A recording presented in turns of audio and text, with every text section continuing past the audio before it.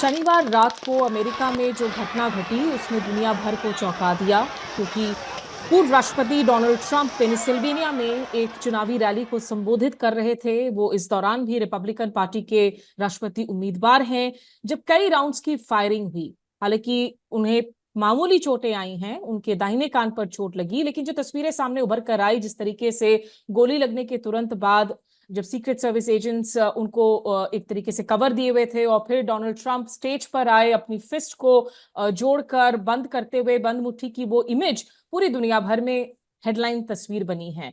अब इस खबर के बाद में इस वक्त अमेरिका में क्या कुछ हलचल है, और इस चुनावी साल में जहां नवंबर में चुनाव होने हैं नए राष्ट्रपति को चुनने के लिए, क्या असर पड़ रहा है वहां की राजनीति पर, बातचीत करने के लिए वॉशिंगटन डीसी से मेरे साथ सीमा सिरोही जुड़ रही हैं। आप वरिष्ठ पत्रकार हैं, कॉलमनिस्ट हैं, और इनकी एक काफी महत्वपूर्ण किताब आई थी, friends with benefits, the India US story. बहुत शुक्रिया सीमा आपका हमारे साथ जुड़ने के लिए। Thank you for calling me. Seema, अगर सबसे पहले मैं शुरुआत कर सकूं, क्योंकि ये मिस इन्फॉर्मेशन डिसइन्फॉर्मेशन का एज है और काफी खबरें आने लगी इंटरनेट पर, काफी एआई जनरेटेड, काफी फेक न्यूज भी शायद फैलने लगी, कंस्पिरेसी थियरीज फ्लोट करने लगे। इस वक्त क्या कुछ जानकारी है इस पूरे इंसिडेंट को लेकर? देखिए, अभी तक जो भी इन्वेस्टिगेशन हुआ है उसमें ये पता चला है कि ये 20 साल के आदमी ने हमला किया। और उनके उनकी जो गाड़ी जब्त हुई है उसमें काफी और हथियार भी थे। तो मतलब क्या पता, ये स्पेकुलेशन है। अभी पुलिस की एक प्रेस कॉन्फ्रेंस होने वाली है, उसमें ज्यादा पता चलेगा। पर स्पेकुलेशन ये है कि क्या पता उसका एम था कि वो कुछ और भी करे ये आफ्टर द असैसिनेशन। ये जो आदमी हैं, ये रजिस्टर्ड रिपब्लिकन थे। हम्म। पर उन्होंने पहले कुछ डेमोक्रेटिक साइड, लेफ्ट विंग एक ग्रुप को भी पैसा डोनेट किया है। तो इतना ही पता है अभी इनके बारे में। और ये पता है कि सीक्रेट सर्विस के ऊपर काफी रिपब्लिकन्स का काफी गुस्सा है। वो कह रहे हैं कि ये लैप्स हुआ है, ये इनकी गलती हुई है। इन्होंने इतना ऑब्वियस ये स्नाइपर को देखा नहीं। हम्म। पर सीक्रेट सर्विस का ये कहना है कि जितने भी पेरीमीटर उनका था, जिसमें लोग आ रहे थे, हर एक को चेक किया गया। पर वो सब मतलब सब लोगों को नहीं चेक कर सकते। पर there is a witness who says कि मैंने सीढ़ियों पे चढ़ते हुए इस आदमी को देखा और पुलिस को अलर्ट किया। तो ये सब अब क्वेश्चंस है, हियरिंग्स होंगी कांग्रेस में, इसमें सीक्रेट सर्विस को जवाब देना पड़ेगा। तो देखिए आगे क्या होता है। पर अभी तक तो यही पता है हम लोगों को, ज्यादा अभी इन्वेस्टिगेशन होएगा तब पता चलेगा। जी, इस हादसे के दौरान आपको याद दिला दे कि एक आम नागरिक की जान भी गई है, दो लोग गंभीर रूप से घायल भी हुए हैं। सीमा, क्या इस बात की भी जानकारी कंफर्म्ड है कि ये एक लोन वुल्फ ऑपरेशन था, या इसमें शक हो रहा है कि कुछ और लोग भी शामिल हो सकते हैं इस शख्स के साथ जो शायद वहां रैली में मौजूद थे? ज्यादातर तो लोग यही बिलीव करते हैं कि ये लोन वुल्फ अकेले आदमी का काम था और कोई कॉन्स्पिरेसी नहीं है।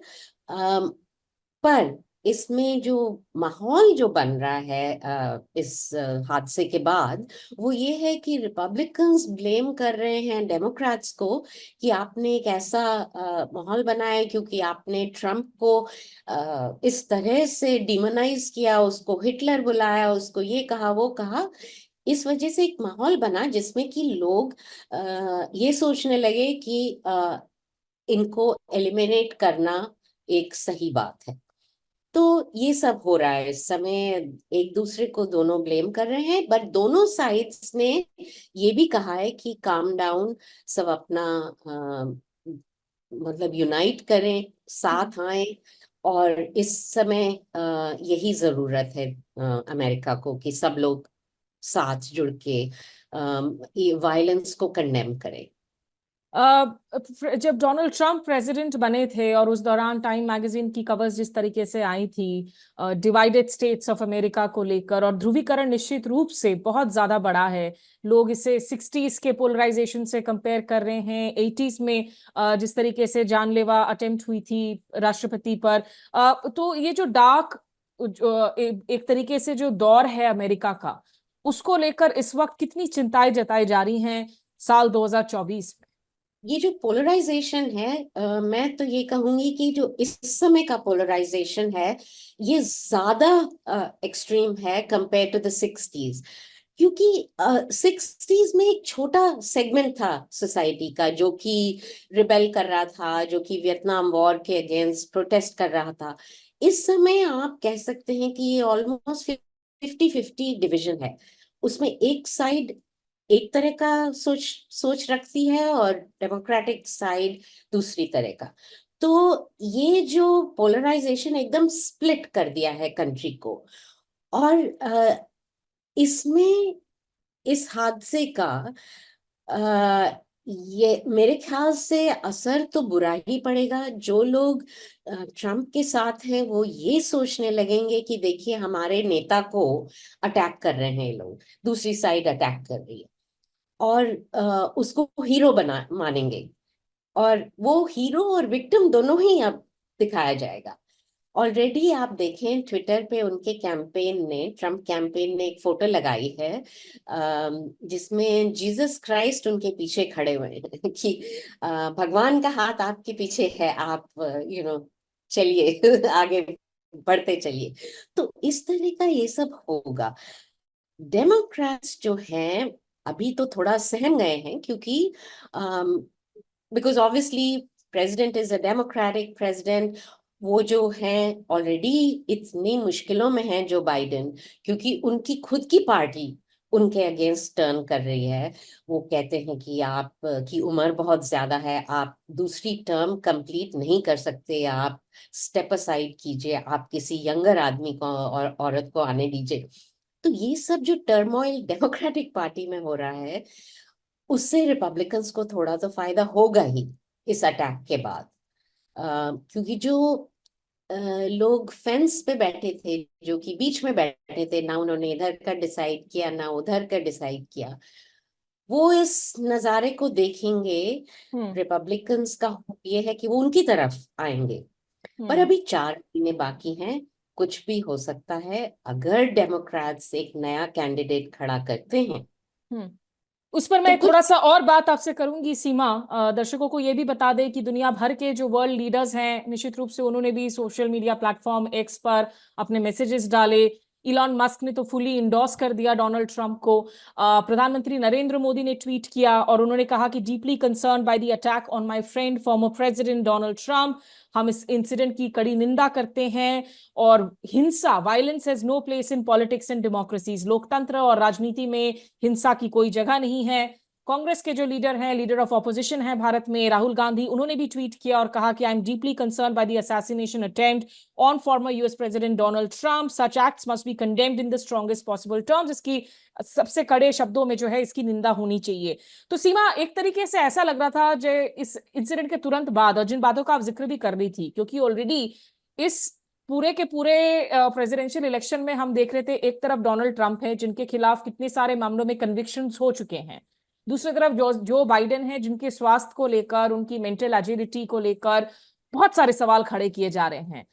तो काफी लोग ट्वीट करने लगे कि अब आउटकम डिसाइड हो गया है, अब डोनाल्ड ट्रंप ही जीतेंगे, now it will be a sweeping victory for him. क्या ये एक सेंस आपको लग रहा था कि बहुत एक्सट्रीम सेंस था? आई थिंक अभी इट्स टू सून टू से। इससे डोनाल्ड ट्रंप को बूस्ट मिलेगी इसमें कोई दो राय नहीं है, क्योंकि सिंपैथी उनकी तरफ है इस समय। और ये भी प्रूव होता है कि जो वायलेंस है सिर्फ राइट विंग का नहीं है, इधर से भी आ सकता है। तो डोनाल्ड ट्रंप तो हमेशा यही कहते आए हैं कि जो 2020 में जब वायलेंस हुई थी लेफ्ट विंग ग्रुप्स की तरफ से, तो डोनाल्ड ट्रंप यही कहते थे कि देखिए ये गलत है। और उन्होंने पूरी सिटीज को कैप्चर कर लिया था, जैसे ओरेगन में, पोर्टलैंड में, तरह तरह की जगह में उन्होंने कैंप डाले हुए थे। लोग कोई बिजनेस खुलने नहीं दे रहे थे। तो वो लेफ्ट विंग का प्रॉब्लम था, उन्होंने किया था। पर डेमोक्रेटिक पार्टी और लेफ्ट विंग ग्रुप्स ये मानने को तैयार ही नहीं थे कि वायलेंस वो उनकी साइड से भी होती है। अब ये एकदम प्रूव हो चुका है काइंड ऑफ कि अम, हालांकि दोनों अभी पता तरफ। नहीं है कि ये शख्स की आइडियोलॉजी क्या है, क्योंकि है तो ये रजिस्टर्ड रिपब्लिकन। करेक्ट। पर जो लोग जो लेफ्ट विंग मीडिया है और जो मेन स्ट्रीम मीडिया है, वो जब से सुप्रीम कोर्ट ने जजमेंट दिया है, डोनाल्ड ट्रंप को थोड़ा सा प्रोटेक्शन दिया है, जब उन्होंने कहा 2 हफ्ते पहले कि प्रेसिडेंशियल एक्शंस हैव इम्यूनिटी, हम्म। तो वो जो जजमेंट था उससे लेफ्ट विंग पूरा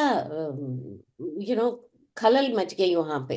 उन्होंने कहा ये डेथ स्क्वाड जजमेंट है। उन्होंने कहा, रेचल मैडाउ ने ये कहा MSNBC पे कि ये judgment is a death squad judgment, क्योंकि इसके अंतर्गत कोई भी प्रेसिडेंट डेथ स्क्वाड भेज देगा सड़कों पे हम्म। और वो इम्यून होगा प्रोसिक्यूशन से, मतलब उसे खुली छूट मिल जाएगी और गेज एंड होमोसेक्सुअल सब डिसअपियर होने लगेंगे, उनको गायब कर दिया जाएगा। इस तरह की बातें इस साइड से भी हुई हैं, मतलब हम्म। लेफ्ट विंग साइड से। तो द प्रॉब्लम इज कि दोनों साइड्स ने एक दूसरे को इतना डिमोनाइज कर रखा है, हम्म। इसमें किसी का मॉरल हाई ग्राउंड नहीं है, और neither Seema, the left nor. जो खाई है वो इतनी गहरी नजर आ रही है कि इसे पाटेगा कौन, ये सवाल है। और दूसरी बात है, ये भी हकीकत है कि एक तरफ डोनाल्ड ट्रंप है, जो खुद या रिपब्लिकन पार्टी हो वो गन कंट्रोल नहीं चाहते। अमेरिका में gun violence is a real big challenge and an issue. तो जो 6 जनवरी को कैपिटल हिल पर वायलेंस हुआ वो दुनिया भर ने देखा। गन वायलेंस के खिलाफ जो है रिपब्लिकन पार्टी कोई भी एक्शन नहीं चाहती है। तो ऐसे में जो सिटीजन्स हैं अमेरिका के, जब वो रविवार की सुबह जाग रहे हैं इस हादसे के बाद में, आज कितनी चिंताएं हैं कि in the run up to the elections हिंसा और एक्चुअली बढ़ सकती है। लोगों में बहुत डर है, ये हिंसा बढ़ सकती है, क्योंकि आपने सही कहा, जनवरी 6 में जो हुआ उस पे उन लोगों को ट्रम्प ने बोला वो बहुत बड़े पेट्रियट्स हैं, उनको डिफेंड किया ट्रम्प ने, उनके एक्शंस को उन्होंने कंडेम नहीं किया। इवन दो जो गए थे अटैक करने कैपिटल हिल पे, उन्होंने एक फांसी का वो डाला था माइक पेंस को, वाइस प्रेसिडेंट थे तब उस समय, उनको हैंग करने के लिए वो तक उन्होंने वहां इरेक्ट किया था, फांसी का फंदा। तो ये सब डोनाल्ड ट्रंप ने उनको बोला वो तो पेट्रियट है। तो जिस तरह से वायलेंस को जस्टिफाई किया गया है, ये अब it's coming back to bite them. As for gun control, democrats भी इतना ज्यादा गन कंट्रोल नहीं चाहते, वो चाहते हैं थोड़ा सा कि भाई मशीन गन्स पे रोक लगे, लोगों के बैकग्राउंड चेक हो। पर देखिए, प्रॉब्लम अमेरिका में ये है कि गन्स चाहे छोटी हो चाहे बड़ी हो, इजीली अवेलेबल है। तो मार तो आप छोटी गन से भी सकते हैं, कि तो डेमोक्रेट्स चाहते हैं कि मशीन गन पे लगे रुकाव। पर there are more guns than people in America. अब ये इसको समझना, neither party is ready for it, neither Democrats nor Republicans, कि इसे बिल्कुल ही बंद किया जाए।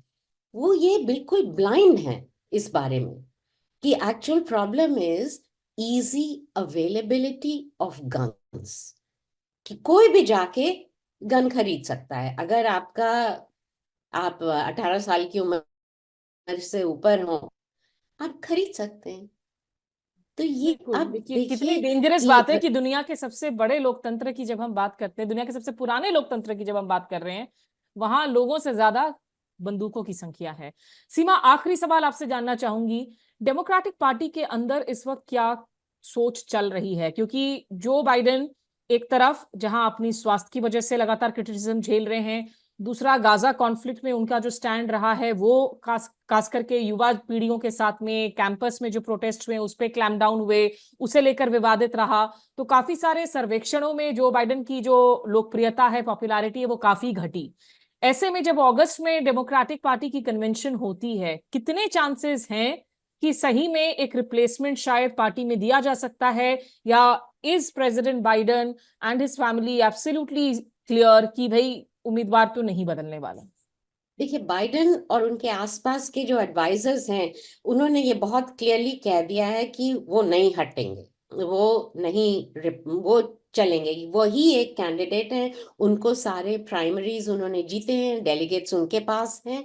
और पर ये भी बात माननी है कि जो डेमोक्रेटिक पार्टी के अंदरूनी जो टर्मोइल हो रहा है, बहुत लोग चाहते हैं कि वो हट जाएं और दूसरे किसी यंगर कैंडिडेट को आगे आने दें, क्योंकि इससे हाउस और सेनेट के इलेक्शंस में भी बहुत इफेक्ट होगा। और वो डेमोक्रेट्स जिन्हें बहुत क्लोज रेसेस में लड़ाई करनी है, वो डर रहे हैं कि वो हार जाएंगे, क्योंकि ट्रम्प जो है वो स्विंग स्टेट्स में ऑलरेडी 1-2 पॉइंट, 3 पॉइंट से बाइडेन से आगे हैं। और ये इलेक्शन स्विंग स्टेट्स में डिसाइड होगा बाय फ्यू थाउजेंड वोट्स। ये जो ब्लू स्टेट्स हैं वो ब्लू रहेंगी, जो रेड स्टेट्स हैं वो रेड रहेंगी। जो स्विंग स्टेट्स हैं, और पेंसिल्वेनिया जहां अटैक हुआ है, वो एक बहुत इंपॉर्टेंट स्विंग स्टेट है। तो इससे बाइडेन, अगर एक और डिबेट होगा उनका, ट्रम्प और बाइडेन का, उसमें अगर अच्छी परफॉर्मेंस देते हैं, पर अब तक जो भी वो कह रहे हैं वो यही है कि मैं नहीं हटूंगा, हम्म। और वो किसी की एडवाइस लेने को तैयार नहीं है। जो डेमोक्रेटिक पार्टी के बड़े बड़े लीडर्स हैं, जैसे नैन्सी पेलोसी हैं, जैसे हाउस के लीडर हैं हकीम जेफरीज, जो डेमोक्रेट्स के सबसे ऊंचे लीडर हैं वहाँ, सब ने जाके उनसे मुलाकात की है, उन्हें कुछ बताया। रिपोर्ट्स आई थी कि इंटरनली तो शायद बराक ओबामा भी यही कह रहे हैं, भले ही आउटसाइड सपोर्ट दे रखा हो उन्होंने पब्लिकली। जी। तो बराक ओबामा, सब बाइडेन का कैंप तो यही सोचता है कि पूरा ऑर्केस्ट्रेट बराक ओबामा ने ही किया है। पर मेरे ख्याल से जो एक्चुअल प्रॉब्लम ये है कि जो हाउस और सेनेट के डेमोक्रेट्स हैं, वो बहुत डरे हुए हैं। वो सोचते हैं कि उनकी कुर्सी खतरे में है बिकॉज ऑफ बाइडेन। तो वो चाहते हैं, और वो ज्यादा इम्पोर्टेंट है बराक ओबामा से, अ, वो चाहते हैं कि बाइडेन हटे। चलिए, बहुत शुक्रिया आपका सीमा सिरोही तमाम इंसाइट्स के लिए। फिलहाल ये जो है एक राहत वाली बात थी कि प्रेसिडेंट ट्रंप सुरक्षित हैं। उनके कान से जो खून की धार निकलती हुई वो तस्वीर काफी विचलित करने वाली थी। लेकिन जिस तरीके की राजनीतिक विचारधारा की जो लड़ाई इस वक्त अमेरिका में चल रही है, और उसके जो खतरे सामने उभर कर आ रहे हैं, वो बेहद रियल हैं, वो काफी डार्क नजर आ रहे हैं। हम उम्मीद यही करेंगे कि हिंसा की स्थिति ना बने आगे चलकर। और सीमा सिरोही को आप आगे भी सुन सकते हैं। हम चाहते हैं कि आप आगे भी हमारे साथ जुड़े और एनालिसिस के लिए। बहुत शुक्रिया आपका सीमा। धन्यवाद। बीओ इंडिया के भी सभी दर्शकों का हमारे साथ जुड़ने के लिए बहुत शुक्रिया। नमस्कार, आदाब।